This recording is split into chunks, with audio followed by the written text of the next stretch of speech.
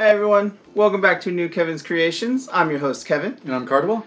And today's going to be a little bit different. First off, I want to say a special thank you to Jeremy over at Ruler School for hosting us on his channel. Yeah, super thank you. We are Geektopia Island, and we have all kinds of little deck techs and deck brawls.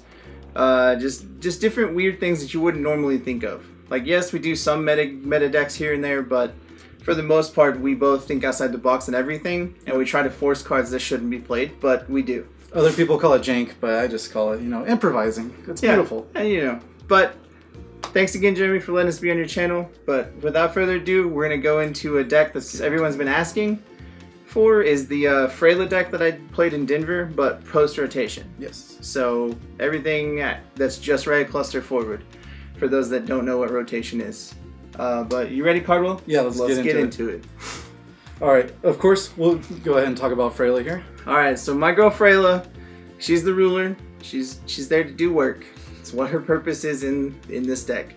So she judgments for 3, but really she judgments on turn 4. Yeah. So 2 black and 1 is judgment, and you energize for a black. Cool. And then at the end of turn, you can take 3 damage and put a Dark Elf from your graveyard back into your hand. Fantastic. So you're always getting a dude back. And that synergizes real well with a couple of creatures, and we'll get to them. And then when she judgments for 3, she turns into a 10-8, which I wish the stats were better, but it's okay. When she comes into play, you get a Dark Elf from your graveyard and put it into play. And when she attacks, target Dark Elf you control gets +4/+4 and gains haste until the end of turn, or gains swiftness. Yeah. And you can pay a red, she gains swiftness herself, or you can play a red and a black, and you deal 1 damage times the number of Dark Elves to your opponent. And if anything, she is a Dark Elf as well, so just, if you need to get some extra points in, just done. Very, very rarely does she get to stay on the J-Ruler side, because she just dies after she does her one-trick pony of bringing back an elf and swinging. So that's why you usually want a judgment turn 4 or turn 5, because you have the extra mana to give her swiftness. And just get in there as much damage as possible. Yeah. And we have a couple of really good targets for her to reanimate, and we'll get to those as we go through. But alright, that's the ruler. Let's dig into the deck. Now, after rotation, of course, we gotta trim the deck down a little bit, bring in some new cards. Go ahead and tell us about Sleeping Vampire here. Alright, so Sleeping Vampire is one of the new creatures I love. Like, I first had him in the deck to begin with, but I had to take him out because he just was too much for me. But he's one darkness for 3/4, and at the beginning of your main phase, he can get +2/+0 and flying. Yeah. So more or less, he's a 5/4 flyer on your turn, which is awesome in an aggro deck, because you're just like, hey, I'm going to get there, and you can't really block it. And many things really have flying that early in the game, so you're just like, I take 5, take 1/4 of your health, right? And usually, most people don't like me having Energize anymore, at least in locals, but if they do give you Energize, then you're like, turn 1 Majin Dark Elf, turn 2 Sleeping Vampire, or turn 1, you just play 2 1-drops. Yeah, pretty much. And this gives you another 1-drop to play. So you're like, hey, all the dudes ever.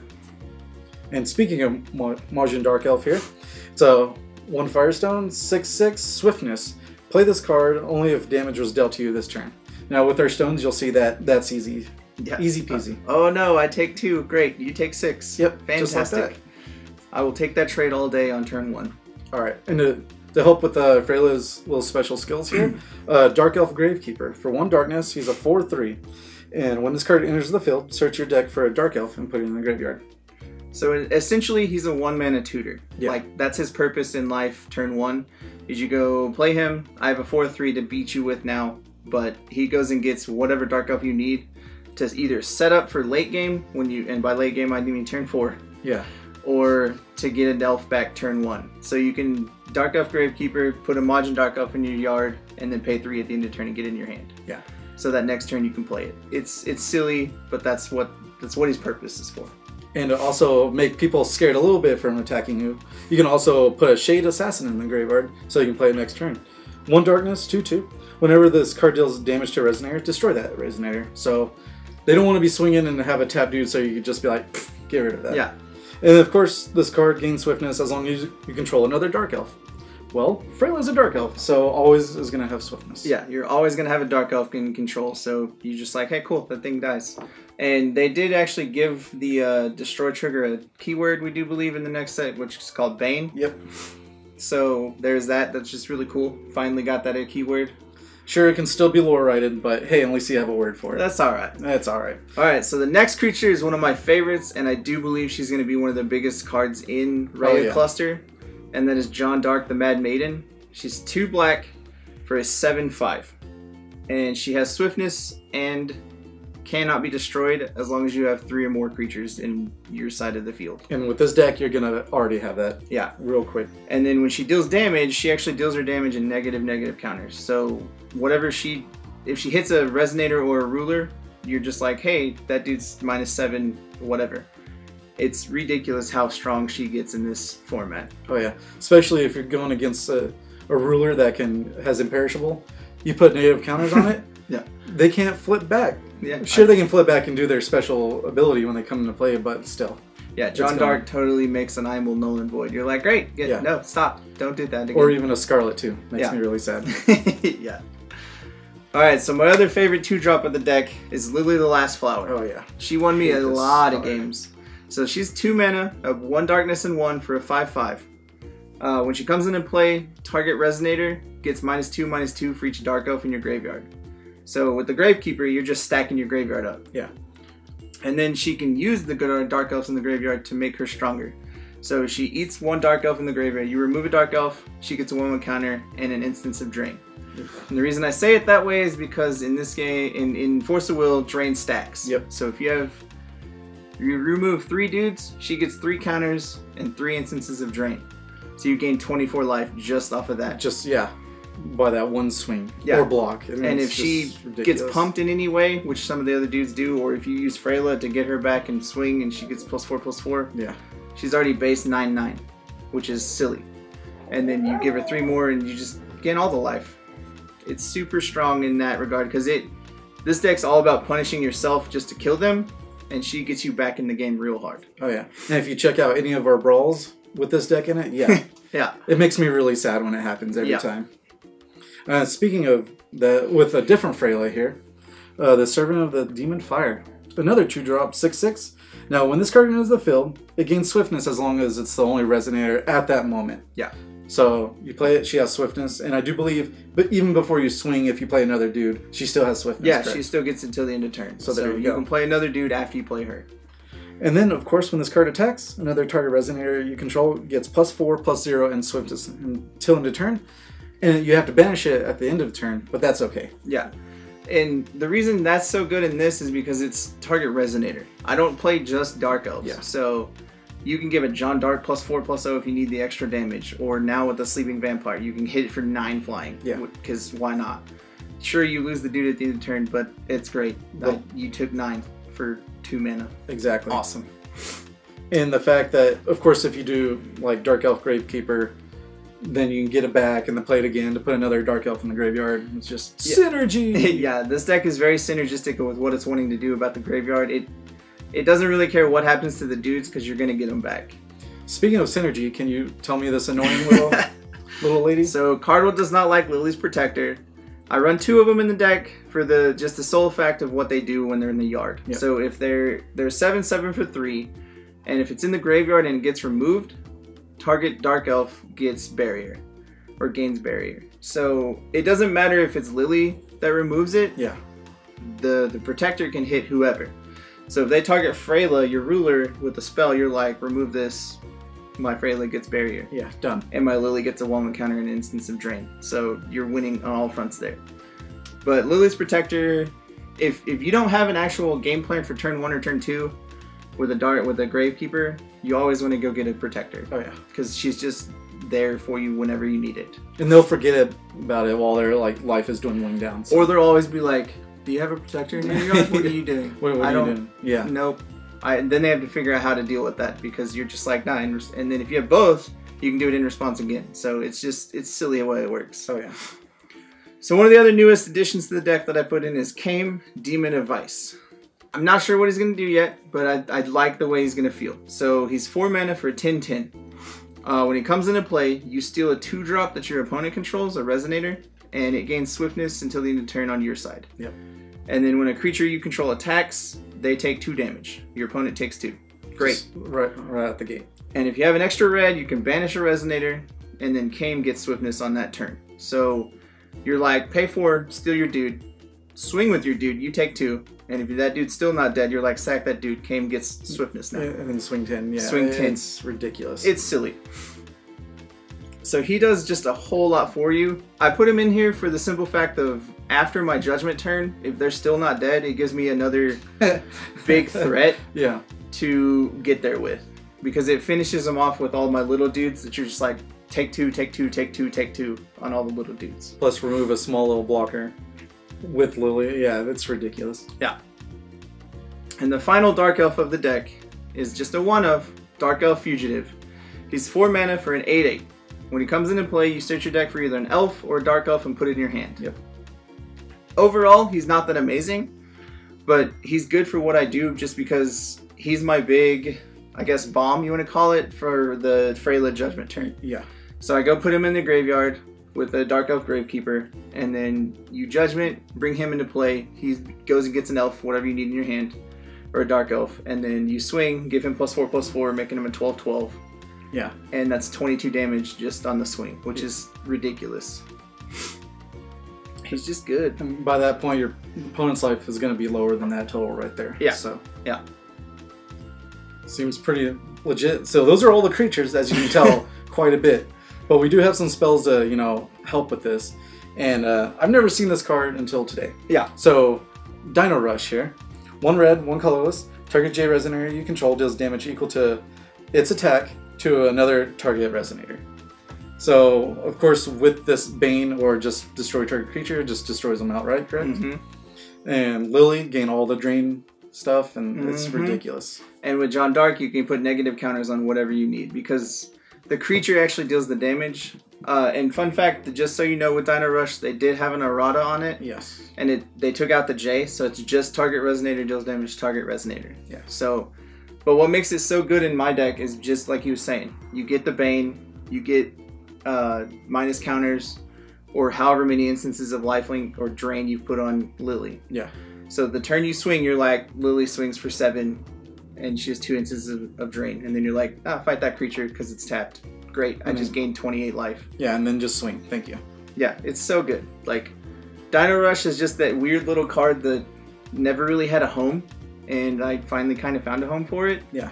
So hopefully it works out for me. It's done really well so far, because making a Shade Assassin be able to kill 2 dudes, 1 tapped and 1 untapped, is just fun. You're just like, fight that dude. Die. Could be a blowout most times. Yeah. Just like, thanks. Yeah. Thanks for playing your big dude. Yeah. All right. Another card, of course, that we increased here is Faith in the Darkness. It's a 2 darkness. And look at the top 5 cards of your deck. You may put a Resonator total cost 2 or less, which is most of your whole deck here. If it was a Jeanne D'Arc, it gets +2. It gets 2 +1/+1 counters, so it stays on there until the Resonator dies. And then it gains swiftness and first strike until end of turn. So blah. Yeah. It's a swinging 9 swiftness thing that gives away negative counters.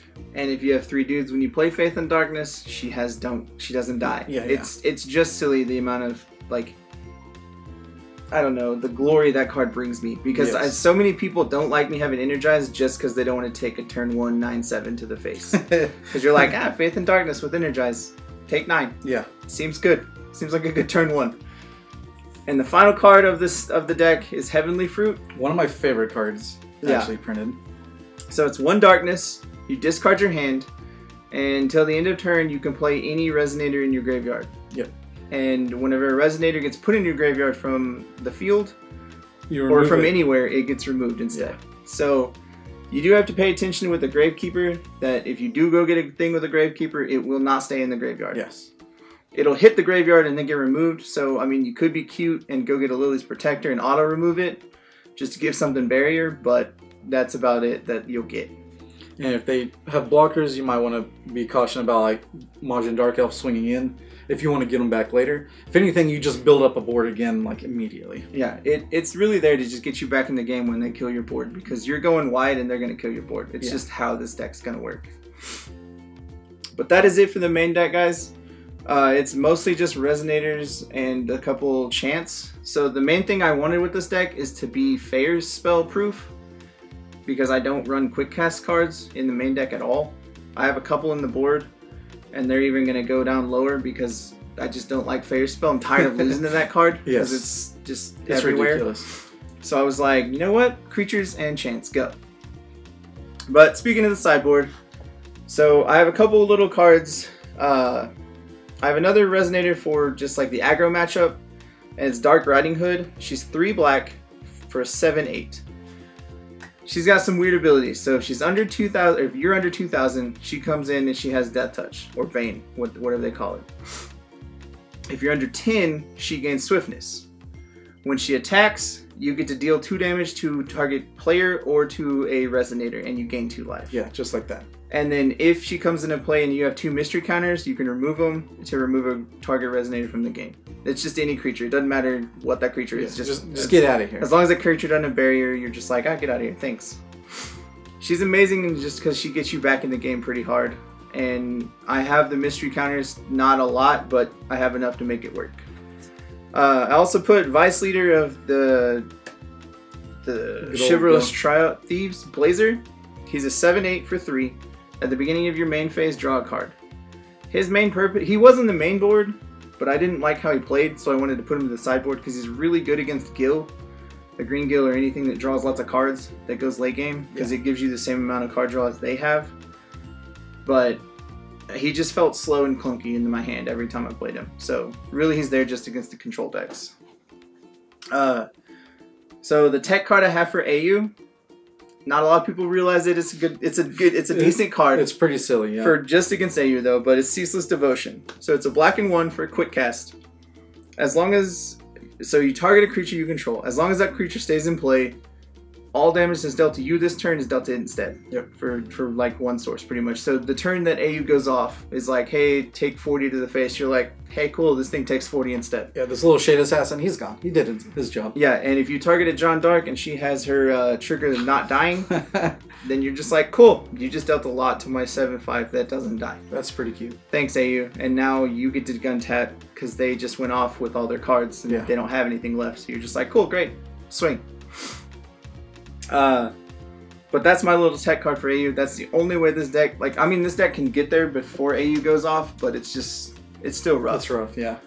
I put in 2 Moonlit Canopies for a sideboard card just because it's good against the control matchup if it's going to go late game or if you're playing against something just that's gaining a lot of life or whatever.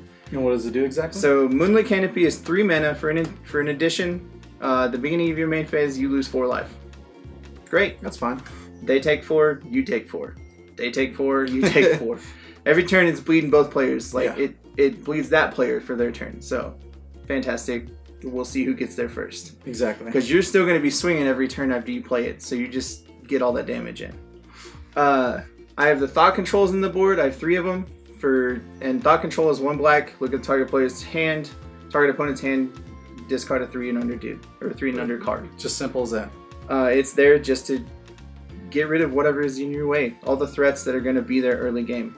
And I also have Glint of Insight, which is 1 black. You name a card, and then you look at your opponent's hand, and if they have that card in the hand, they discard all copies of it.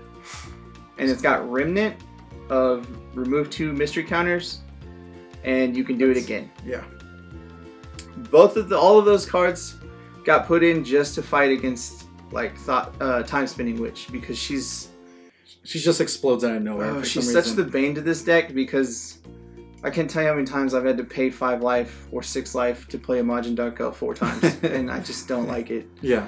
Because you're like, pay 2 life, and they're like, cool, bounce it. Great, thanks. So you just get rid of all those bounce spells. The Thought Controls probably will change to the new one that's coming out. Tears of the Fallen, I think. No, not Tears of the Fallen. The one where if they have 4 or less, yeah, you that take one. it. And it's then, just strictly better. Yeah. But that's really it for the sideboard. Thought Control is where it's at for now. The stones are real simple. Oh yeah. So since Black Red's the only color that really has a genuine dual stone right now. I mean, there's a couple others, but no magic stone. There's 4 of them. You produce a black, or you can produce a red. You take 2. And that's where the Dark Elf comes. Yeah, and it does say deal 2 damage to you, so that way Majin Dark Elf triggers. And if you have Null, you can sacrifice it to add a red and a black.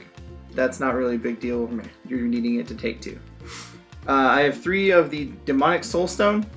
which is the Dark Elf Stone. It counts as a Darkness Stone, so you get the dark mana that you need, and you can pay 2 and tap it, and it deals 200 damage times the number of Dark Elves to both players. So if we're doing something and we're going, I'm just gonna bleed you out. Yeah, you're racing, done. Yeah. And the final card of the sideboard, or the stone deck, is Stone from the Dark Castle, which is the Raya Mystery Counter land, and it still counts as a darkness, so you can play all your dudes. And then when he comes into play, you get a mystery counter on your J Ruler. Yeah. And that's how we do the tricks with all the mystery counters. I mean, you're gonna have to pick and choose which one you want, because you really can only ever do one. Because I have 3 of them, so you're only ever gonna get either a Dark Riding Hood trigger or a Glint. But either way, it's gonna be helpful for you. Yeah. We want to say a big thank you to Jeremy again over at Ruler School for letting us come to your channel and hosting us for the day. Oh yeah. We want to give a shout out to all the players going to Worlds. Good luck. Wish all the best. And if y'all want to check out some of our videos, go check out our channel, guys. Thank you for everything. Have a great day.